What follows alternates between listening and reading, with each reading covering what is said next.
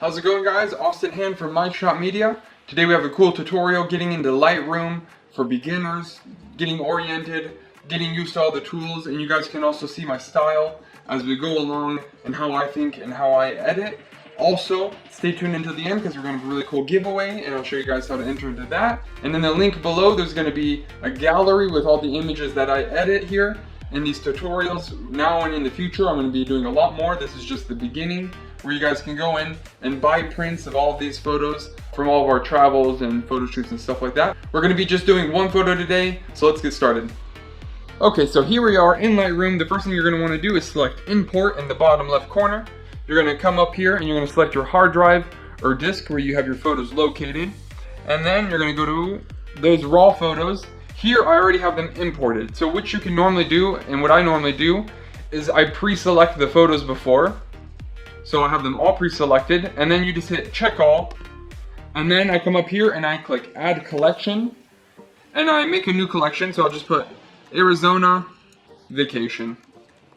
Alright, and then you just go ahead and create that. I already have this one created. And then it's going to put all those photos within that folder and it's going to be nicely organized. And then you just come down and click import. And then I suggest that you build smart previews up here in the top right corner. And what it does is it saves a small megapixel sample of those photos so you can see the preview.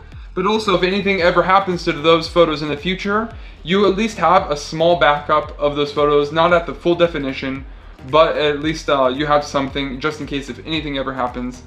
The library is right here, is where it holds all of your photos. And here's the different folders that I have. And this is the Lightroom tutorials folder that I'm going to be doing tutorials on. I'm just going to come up here and I'm going to click develop right here at the top. Here we are within our editing tab, okay? And so here on the left is normally where people hold all their presets. You know, presets are just pre-edited settings where you can come in and just click on them. Most of the time, you know, like you might be able to find some decent ones that look good with photos. For me, normally my presets that I use like are very simple, just basic editing, and then I'll come in later and I will edit them how I want. But normally I just like starting from the beginning. That's just my style unless I'm doing batch work for weddings and stuff like that. So we're just gonna go through really briefly and just go over what everything sort of does and how all the sliders and all the buttons interact with the image. So let's get started. So right here, I normally always keep it on an Adobe Portrait because it's the profile that it's a little bit more flat and it's easier to work with. And so here we have our white balance. So the white balance, you can use this little picker and you can normally come in and just choose a white point and then it will sort of adjust the image, you know, based on what you did. So for example, if I choose this blue, the program is gonna try to make this blue look white as possible. So if I come over and choose this pink, and it's gonna try to make that pink look as white as possible. But, you know, obviously we wanna focus on skin here. So let's just go ahead and reset all of that because really our focus is just skin, and there's so much color in the image that it's hard for the program in this particular photo to check white balance and stuff like that. So we're just gonna do it by eye, and it's gonna be the easiest here. And we're also going to be able to see white balance a lot better once we make the image a little more clear. So here we have all these different sliders. We have exposure, we have contrast, highlights, shadows, whites, and blacks. So normally what I do when I come into an image, and if you double click these, they go right back into place. So what I come and do in an image is I normally do a lot of experimenting, touching, moving things around. And so already I saw just by moving this around, wow, I brought back a lot of information in these balloons here that I really like. Here I noticed her skin gets nice and clear. I can see her a lot more clearly now with this. And I want to bump up those whites where it looks really nice. Bump that up. The saturation's maybe a little much. If you see here on her face, it's really heavy saturated there. But we're going to come in and change that later. The blacks, we can leave it where it was. Okay, so now we have texture and clarity. So clarity, what it does is it takes mainly the outlinings and where all the lines are, and it tries to like make those lines a lot more distinctive. So you guys can, oh, that's texture. So you guys can see what that sort of does, but it gives it this weird metallic effect, which to me, I know I almost never use clarity for portraits too much because it can make their skin look very weird and unnatural. But texture, you know, can be really nice too, because it affects more of the texture. It makes where the textures are look a lot more defined. And so it can look nice because it can make the skin look, it can make the skin pop out a little bit more. And as you guys can already see, just by bumping that up a little bit, it makes the skin look a lot more defined, and it looks really nice actually, and it doesn't look too fake. So that's nice, and we're probably just going to leave the clarity there. Dehaze is exactly what it says it does. It can, if you have a little bit of haze in the image, it'll cut it out. In this image, we don't have any. Now we have our vibrance and saturation sliders. So vibrance interacts a little bit differently than saturation. Like I said, you don't need to always know how things work. You just need to have an idea and just sort of go in and play with things. So that's normally what I do. The vibrance interacts with the colors a lot differently than the saturation does. But anyways, I'm really happy already with how that is. The saturation is too much, but we're gonna attack that specific area by itself. So here we have the tone curve or light curve. You can come in and change what you're adjusting. You can adjust the greens, the blues, the reds, but that's more advanced. Let's just adjust with the light right now. And so right over here in this part, you have the shadows and you have the highlights. And so based on where you push and pull this line, it affects the images and the lighting, but it also creates anchor points. For example, I have this here, and that's now an anchor point, and I can pull that up, and it's not going to affect that anchor point. So it allows me to create different lighting effects, and so I can find my desired look. I'm actually pretty happy with it. There's also this cool thing that a lot of people actually don't know about, so it's a really cool tip. You can come in and you can take this little picker, and you can pull up an area of your choosing. So you're saying, I want to tackle this area that's more like the shadows, and pull that area up a little. Or you can come over here and take these whites and you can try to pull down those whites a little bit and stuff like that. So that's a really cool tip for a lot of people, is use this picker to push and pull the image how you want to get your desired effect. So I'm just going to come in here and reset that because right now I don't want to mess with that. So here we have our HSL, which is hue, saturation, and luminance. So you can come in and change the hue however you want by the individual colors, which is really cool. So here we're just only affecting back there a little bit. But what I really want to come in and do is change this color here that's on our face also a lot, because it's a little oversaturated. And so we can see over here exactly where that coloring is, and look, changing that helps it a little bit. Maybe we can come over here and change the saturation slightly, where it's not so overly saturated on our face and where it looks nice still. And then if we want later, we can even make the balloon a little bit more punchy. We'll see. And then you also have luminance. So I can take a specific color and make it brighter or less bright. So we can come in here. There's really not much yellows, as you can see in the image. Oranges a little bit. Reds, there'll probably be a little bit more. And we're mainly down in this area within the light spectrum in this photo. So we're going to come in. We're going to push up the magenta. That maybe looks a little bit more natural than before. Right here, there's a lot of purple in this image, as you can see. And quite a bit of blue as well. So you can sort of see how it interacts everything together. Okay, right over here you have what's called split toning. So split toning is where you can select a color and place it inside the highlights and the shadows. But anyways, we're going to come over and see how it works. So there's a lot of websites, including on Adobe, where you can come in and add colors and it'll give you the complementary color. So for example, to this color orange, it's normally this teal that's considered a complementary color. But you know, I normally don't worry about that too much. Normally what I do is I come in and I just take this picker and I push it along the image until I find something that I like. And so we can come in and see, and you can see, okay, that makes it look okay, you know, right there, and you can just drop it right there and it looks good. And here's another little cool thing. You can come and click this and it just deactivates that module. So you can sort of see that effect that you made just based on that module. You can come in and look at the shadows and see different things. Oh, that looks pretty nice as well there. Maybe you can leave it there. And we'll come back later and take a little bit better look at this section here. And then here you have detail section. So this is mainly just used for noise. So what noise is when you have too high of an ISO on your photo, and that ISO gets into the image and it creates a grainy effect within the shadows.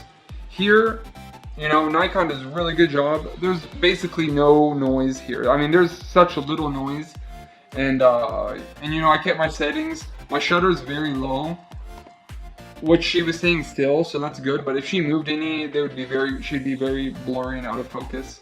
But it did really good with that, so we don't have to really touch this. And, you know, you can just bump that up and it eliminates some of the noise, but it can also change the image very, very drastically. So here we have lens correction. And so what the lens correction does is you can manually come in and tell the program what lens you are using, and every lens has its defects, and it comes in and it adjusts those defects. And so there's different defects that can be chromatic aberration, which is normally a light fringing that happens on the edges of objects when there's a lot of light. Here there's not a lot of light in this image, so really to have chromatic aberration normally happens within the sun. And then there's this, which a lot of lenses have vignetting, which it makes the edges very dark, and this comes in and it eliminates those defects. And you can see my lens has quite a bit of vignetting, so we'll just take that out, and or we can keep it in as well. And you can also see it changes the bulging a little bit and stuff like that. And you can also come in and manually place in your lens if the program doesn't recognize it, but most digital lenses carry that information and Lightroom automatically picks that up. Here you can just pretty much ignore this. It's not really used. It just changes different aspect ratios, but it's kind of weird and useless to me for Lightroom. So this is where you can add vignetting and stuff like that into your image. I'm not such a big fan. I'd rather come in and manually do that myself. You can add in some even fake noise or grain, which is a style that people like. It makes your photos maybe look a little more vintage or something like that, as you guys can see. I'm not a big fan. And this is one of my favorite sections that can make your images really stand out and look unique. And so what I'm going to do with this image is that I'm going to pull this over here and I'm going to make it really blue. And so we made some adjustments earlier that I gotta go back and fix to make it maybe pop out a little bit more. But you can see just by pushing these around, you're gonna get a cool effect and a cool look to your image that you didn't have before.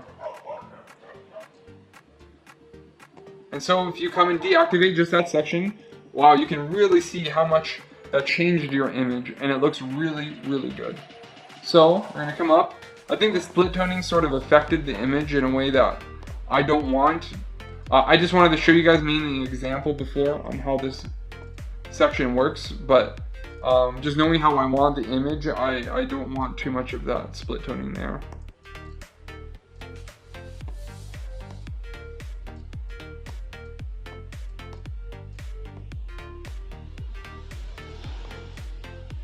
So now I always try to make my adjustments look as natural as possible. As you can see, is if I was dragging that too far over this way, you can see how it's getting very blobby over here, the colors. So I want to keep that as natural also as possible. Because you know, you want to make your image, one of my goals is always making your images as surrealistic as possible, but also in a way where people aren't like, oh, that's so photoshopped and fake. I want to make them look really good and just beautiful, but I don't also want people to just be like, well, that's just a way exaggerated image. So as you can look, the before and after is just incredible what came out of this image so far. And maybe we can come up to that split toning now and see maybe if something else looks good in it. And right now I really like this look a lot in it, actually. Where we added a little bit of warmth to it overall. I'm going to actually come up and add more of that blue and then a little bit more of that warmth. Now I really like that look right there. One thing I noticed messing around with that last section is it really brightened that up, which can be nice because it sort of it separates her from the background. And so that's a really nice effect actually. But if we wanted to take that down, you can come up and grab a brush. And so what this brush does is it allows you to just select certain types of areas. So we're going to come in and we're just going to take this brush. I'm going to paint into this bright section here.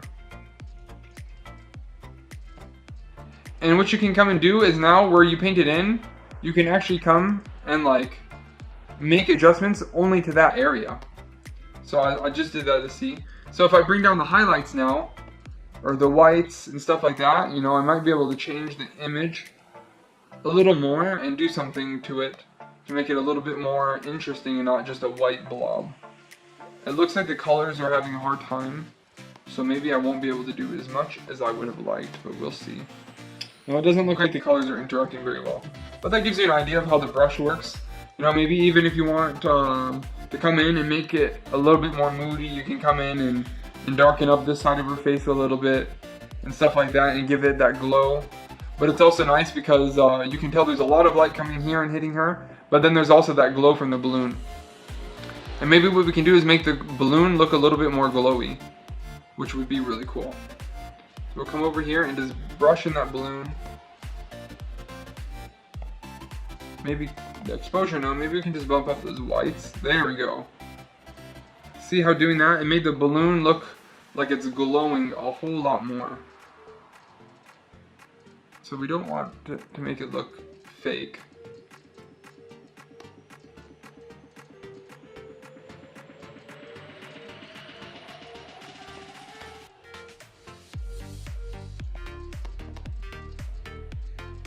And that looks really good. I'm really happy with that result.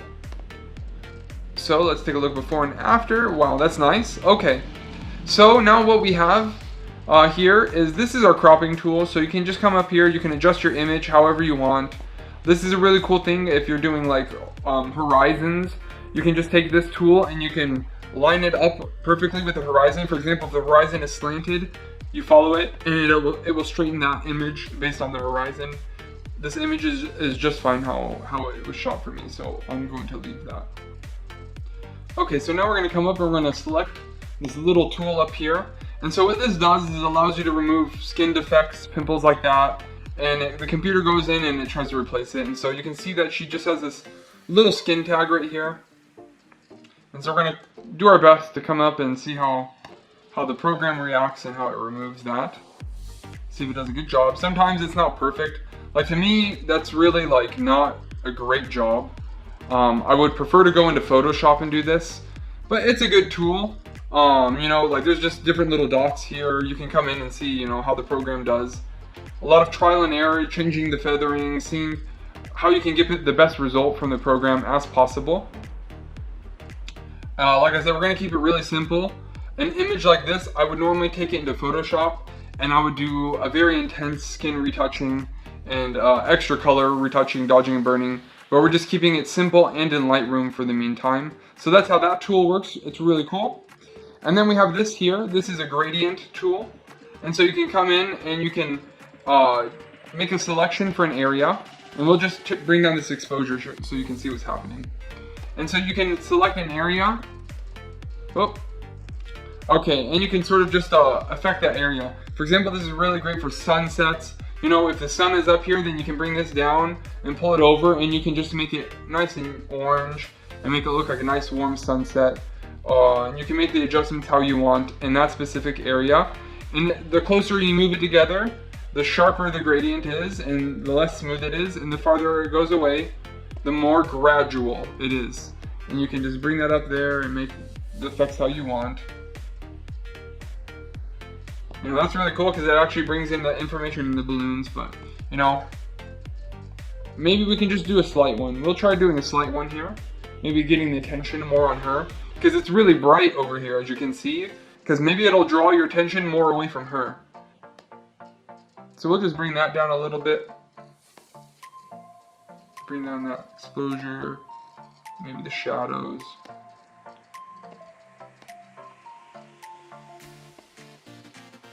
There, that looks really good. That's not a horrible result. It's still bright, but it gives you a little bit more attention on her instead of the stuff behind her. So now we just did the gradient. Now we're gonna come up and select this brush tool. And I wanna come in and make the eyes less blue. You can see they're really blue. So we're gonna come up and paint in those eyes. And then we're going to come in and take down the saturation. And you can see I was making it a little bit orangish because remember before when we added the orange into the highlights with the split toning. So we are going to actually bring that a little bit more up and try to balance it. And hit up those whites a little bit, make it a little bit brighter. It's okay that it's a little bit blue because honestly, like with all that blue shining off, it probably was even naturally like that. Okay. Alright, like, it's not perfect as far as like skin retouching and stuff like that goes, but we have a really good result. And let's sort of see full image what this looks like. And it looks really good. So this is what we're going to do for the giveaway. Since a lot of you guys are new users to Lightroom or getting to know the program better, I'm going to give you guys 25 Lightroom presets made by me. So presets are basically just adjustment settings that you just click once and it adds all those settings onto your image and it gives it really cool look. Sometimes it works really well and it helps you to edit really fast. So to enter into this, I just want you guys to subscribe, leave a nice comment below with your Instagram handle and I'll contact you guys. And I'm going to give a pack of 25 presets to 3 people. So I hope you guys really enjoy that. So that's it for today, and I will see you guys on the next episode where we do some more advanced editing techniques.